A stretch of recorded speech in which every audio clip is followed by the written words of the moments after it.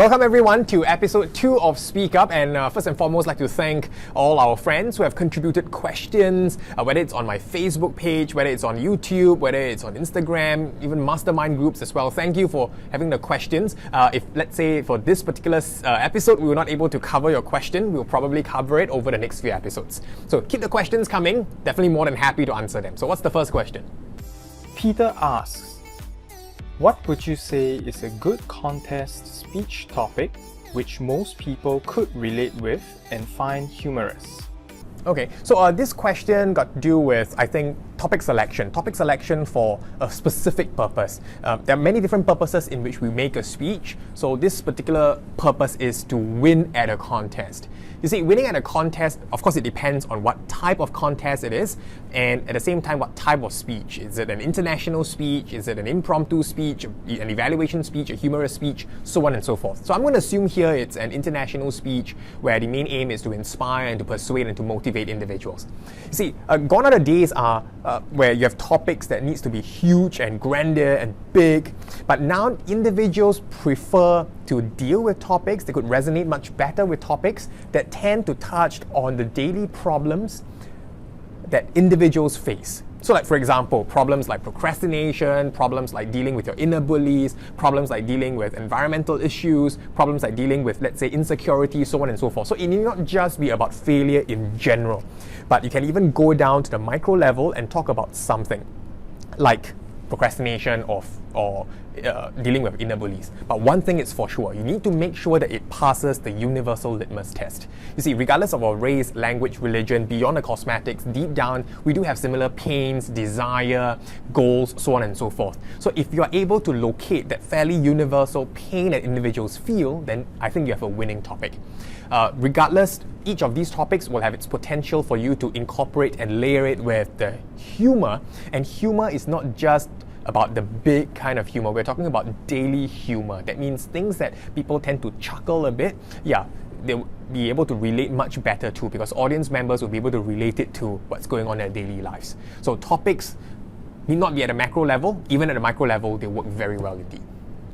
So what's the next question?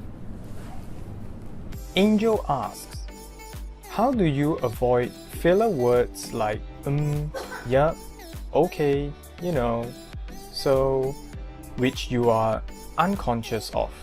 Thank you. Thank you, Angel, for the question. You see, pause fillers are things that not exactly words, they don't quite make sense, and they are often peppered into speeches when individuals speak before a crowd. But trust me, even for politicians, even for the best of professional speakers, we use pause fillers as well. So long as the balance of the number of pause fillers used is not tilted to your disadvantage, it's good enough. But here's my answer to your question. How exactly we deal with pause fillers? We need to first understand how pause fillers come about.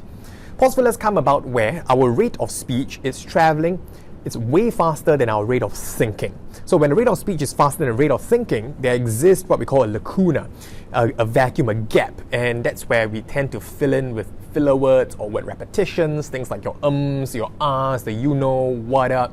So long as you slow down the rate of speech for the rate of thought to catch up, like what I'm doing right now, you'd find that you will reduce the number of pause fillers significantly. What is another technique for you? That is to bring immediate awareness the time you use a pause filler. It's just way too late for you to review your video recording and find, oh, at that point, at the second minute mark, the third minute mark, or the fourth minute mark, I used a pause filler, because that is way too far behind. It's in retrospect. What you need to is to have someone, a good friend of yours, be able to do a start-stop exercise with you. The moment you use a pause filler, the person will say, okay, let's just pause there. You use way too many pause fillers there. Let's just do that part again.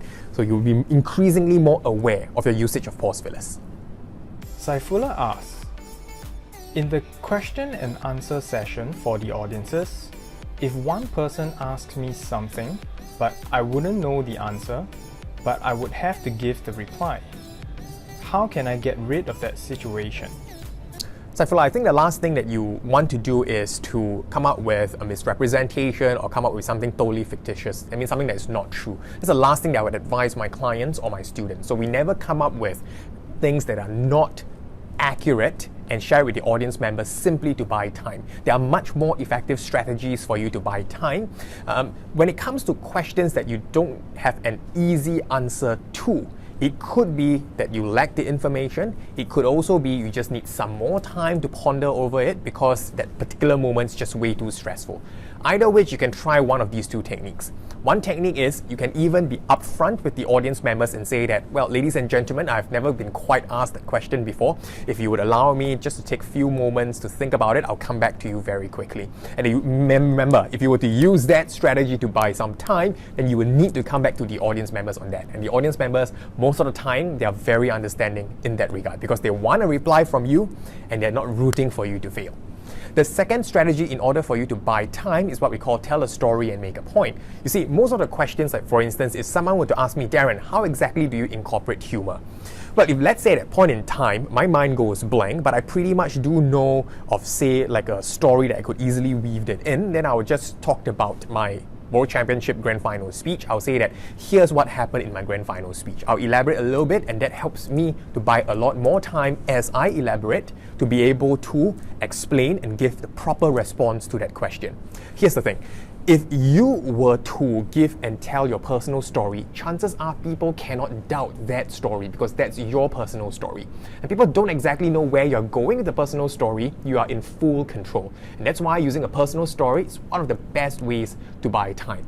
All in all, I hope these strategies are useful for you. There are, of course, many more different strategies in terms of buying time, in terms of recovering very quickly if your mind goes blank. But it, of course, depends on the situation, depends on the audience, depends on the context.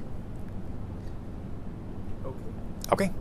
That's all. All right, that's good. So keep the questions coming in. I look forward to having you all, and feel free to send more questions because I believe many people watching this, they will get to benefit from your questions. You're not the only ones asking this question. Many people are asking that as well, and it's because of your ability and your courage to ask it, you are benefiting so many individuals. So keep the questions coming in, whether it's on my Facebook, YouTube, Instagram. I look forward to hearing from you. Take care, everyone.